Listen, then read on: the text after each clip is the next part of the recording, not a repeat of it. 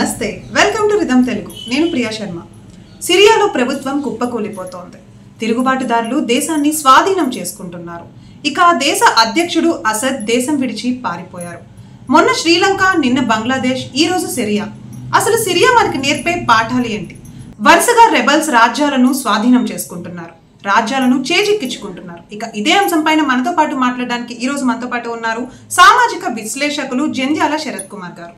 So ఈ రోజు అయితే మనతో పాటు ఉన్నారు సామాజిక విశ్లేషకులు జంధ్యాల శరత్ కుమార్ సార్. సార్ నమస్తే అండి. నమస్తే అండి.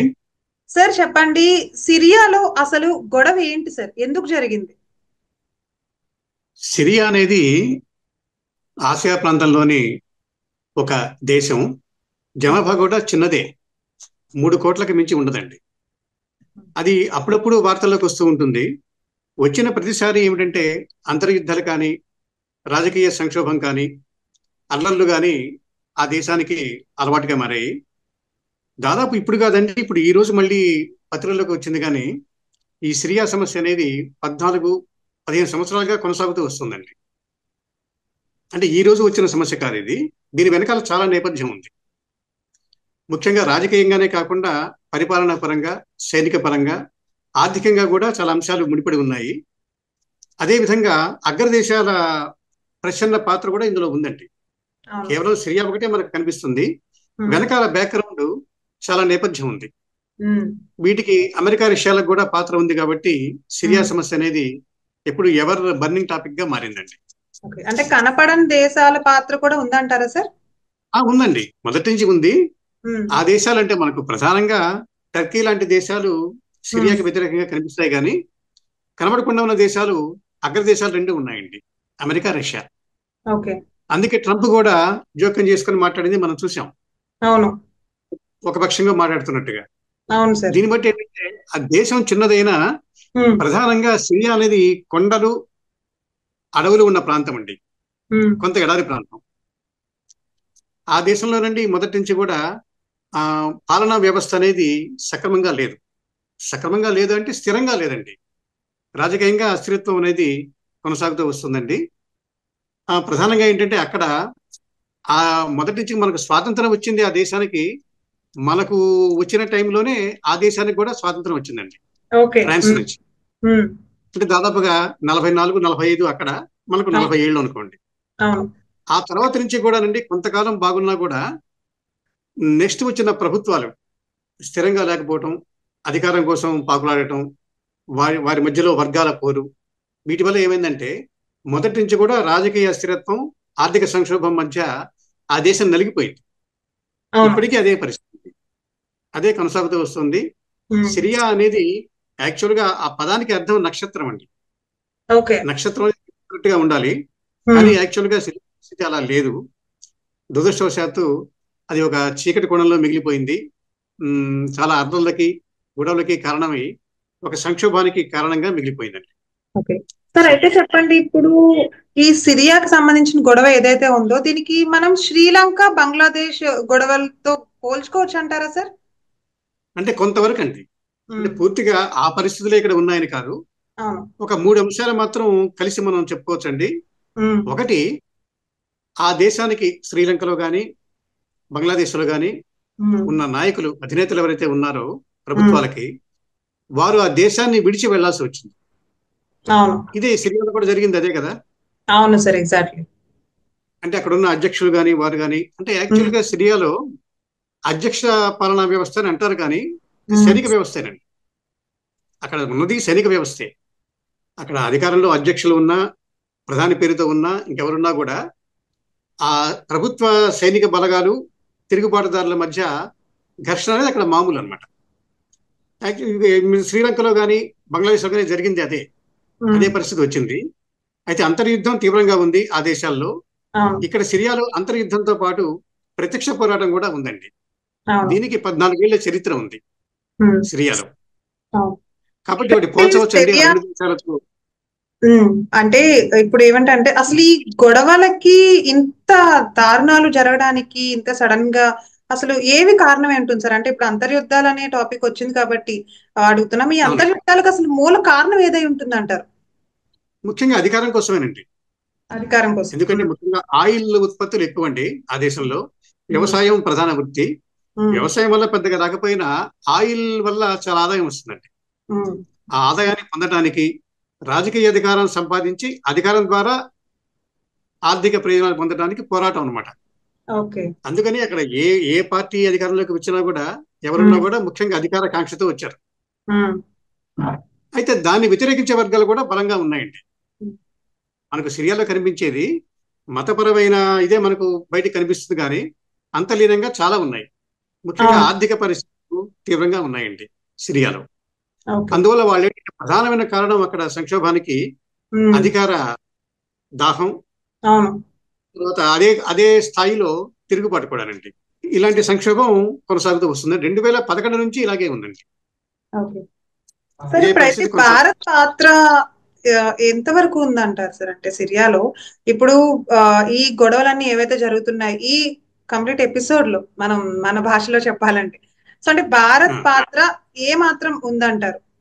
అంటే భారతీయులు క్షేమంగానే ఉంటారు అంటారా? రేపొద్దున ఇది మనకి కూడా ఇప్పుడు ఏంటంటే చుట్టుపక్కల దేశాల గురించి అవగాహన అనేది మనకు రావాలి, మన దేశ ప్రజలు కూడా తెలుసుకోగలగాలి. రీసెంట్ గా వచ్చిన బంగ్లాదేశ్ ఏదైతే ఉందో, లేక శ్రీలంక కానివ్వండి, ఇలాంటివి మన దేశం కూడా వస్తే ఎలా రియాక్ట్ అవ్వాలి, అసలు ఏంటి, భారతీయులు క్షేమమేనా, మన వాళ్ళు ఎలాంటి చర్యలు తీసుకోబోతున్నారంటారు?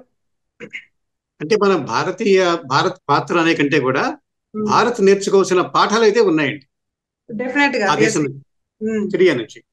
ఎందుకంటే పాత్ర అంటే మీరు అన్నట్టుగా అక్కడ మన హిందువుల పరిస్థితి ఏమిటి, ఎందుకంటే ముస్లిం కంట్రీ సిరియా అనేది, వారు ఎక్కువగా ఉన్న దేశం అది.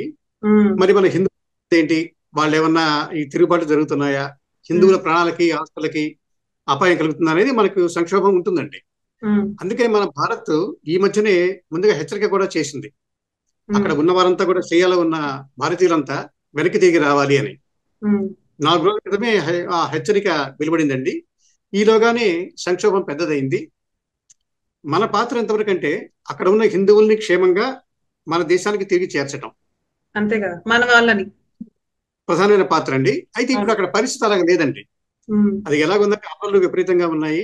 అసలు అధ్యక్ష భవనాన్ని తిరుగుబాటుదారులు చుట్టుముట్టారు. ఆ అధ్యక్ష భవనాన్ని లూటీ చేశారు. సైనిక బలగాలు ఆ వీధుల్లో కథం తొక్కుతున్నాయి.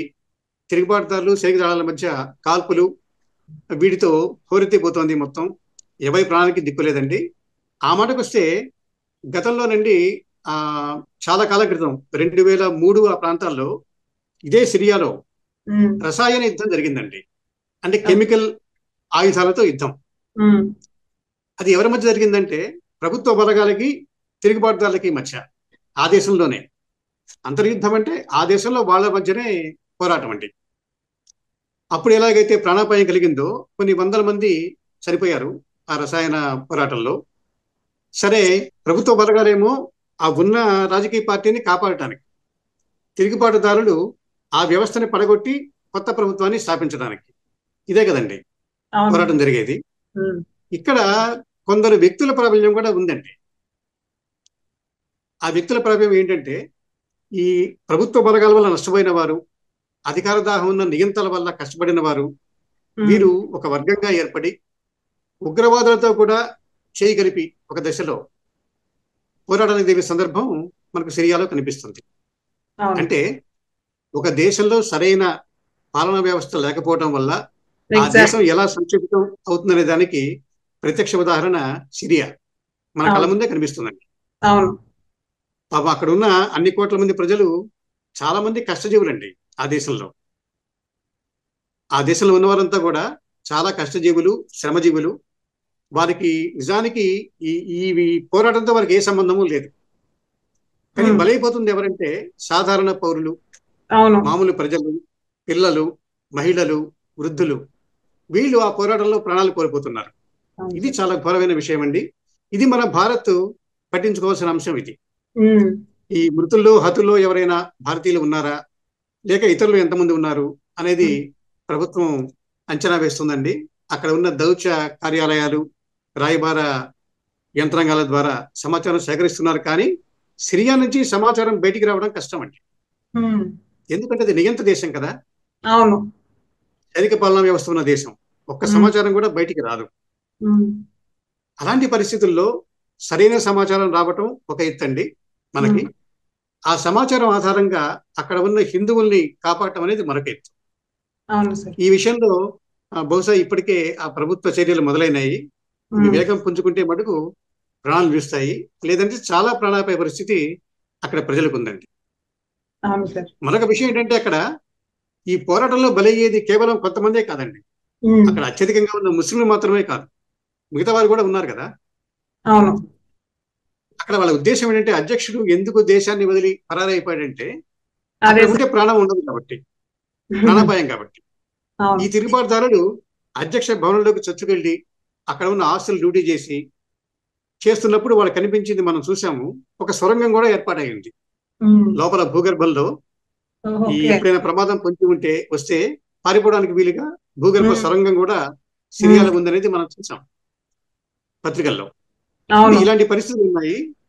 అంటే ఒక పక్క అధికార దాహంతో సంపదని పోగు చేసుకునే నియంతలు, మరోవైపు వాళ్లతో పోరాడి స్వాతంత్రం కోసం పరితపించే పౌరులు ఉన్నారండి. ఈ ప్రభుత్వ అధికారులు, బలగాలు, సాధారణ పౌరులు, తిరుగుబాటుదారులు, వీళ్ళలో బాగా నష్టపోతుంది సాధారణ పౌరులు మాత్రమే. ఈ అంశాన్ని భారత్ తీసుకుంటుంది. ఎక్కడైనా అంతే కదండి.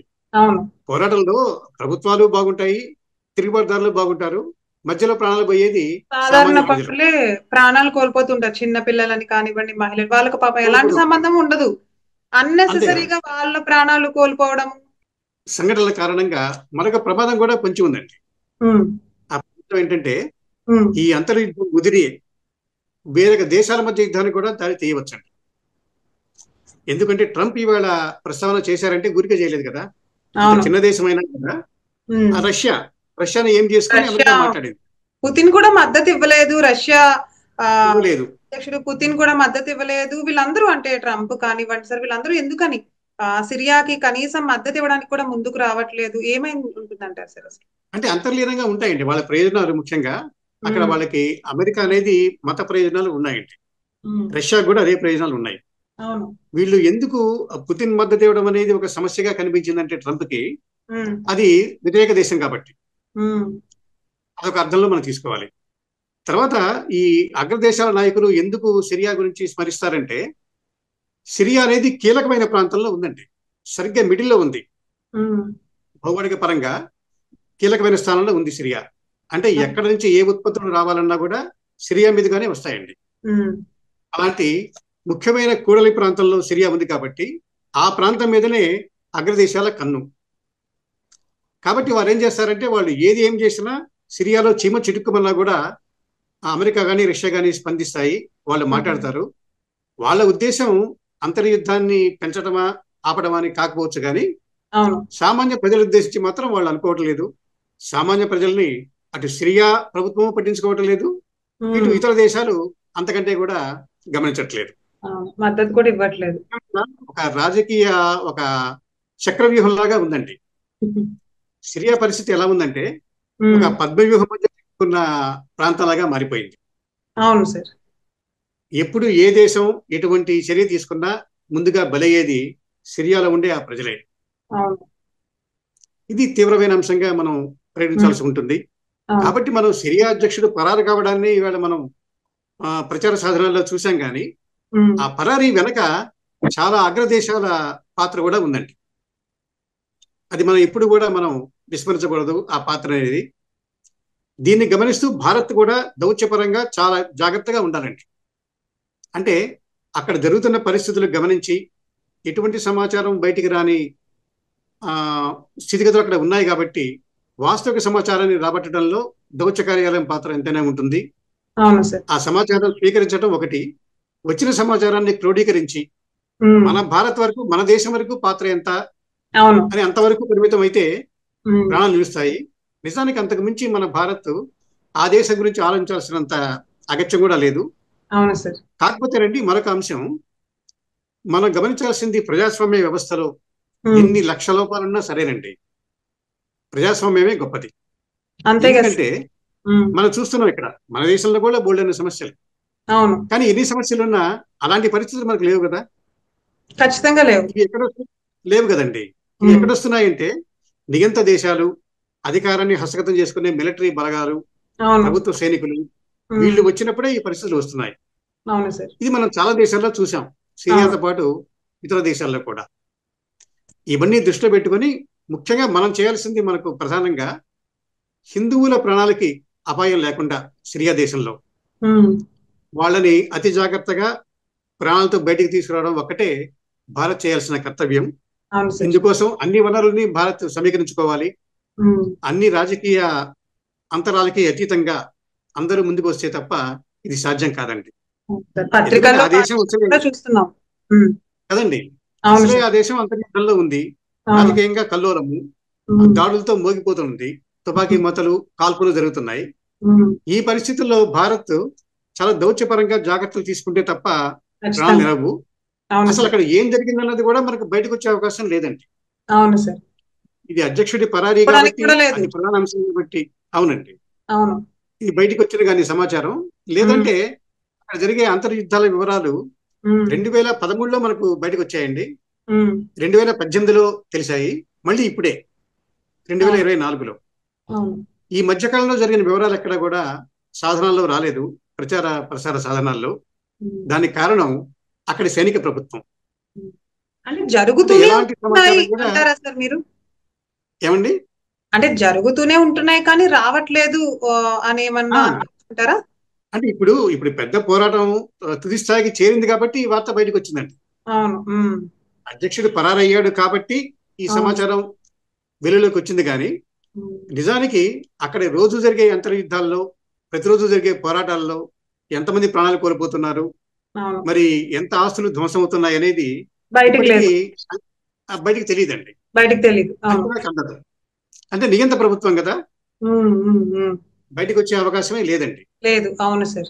కాబట్టి ఇలాంటి పరిస్థితుల్లో మన భారత ప్రభుత్వం చేయాల్సింది అలాంటి ఉమ్, నియంతృత్వ దేశం నుంచి, ఆ కల్లోల ప్రాంతం నుంచి ఉమ్. భారతీయుల్ని ఎలాగ తీసుకురావాలి ఎలా అనేది కాపాడుకోవాలి, మన ఎలా ప్రధానమైన తీసుకురావాలి. ఈ విషయంలో మనం నేర్చుకోవాల్సిన పాఠాలు కూడా ఉన్నాయండి. ఉన్నాయి. ఆ గుణపాఠాలు ఏంటంటే, ఉమ్, ఎప్పుడైనా సరే పాలనా వ్యవస్థ నియంతృత్వంగా మారితే, ఉమ్. అధికారం చేతి పట్టుకుని పీడిస్తే ప్రజల్ని, జరిగేది ఉమ్. పోరాటమే, అంతే కదా తిరుగుబాటు సార్. తప్పదు. తిరగబాటు. అది ఎక్కడైనా చూస్తున్నాం మనం. తిరగబడతారు. అవును. మన దేశంలో చూసాం, 2 తెలుగు రాష్ట్రాల్లో కూడా చూసాం మనం. అవును సార్. డెఫినెట్ గా ఎప్పుడైనా జరుగుతూనే అధికారం, ఉంటున్నాయి.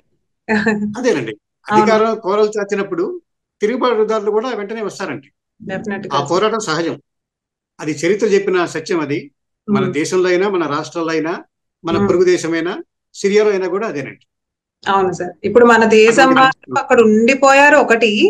ఇక రెండో ఉమ్, విషయానికి వస్తే ఇప్పుడు ప్రెసెంట్ భారతీయులు సిరియాకి వెళ్ళొచ్చా అనే క్వశ్చన్ కూడా రైజ్ అవుతుంది. తర్వాత దానికి ఏంటంటే సమాధానంగా పత్రికల్లోనే మనం చూస్తున్నాం సార్.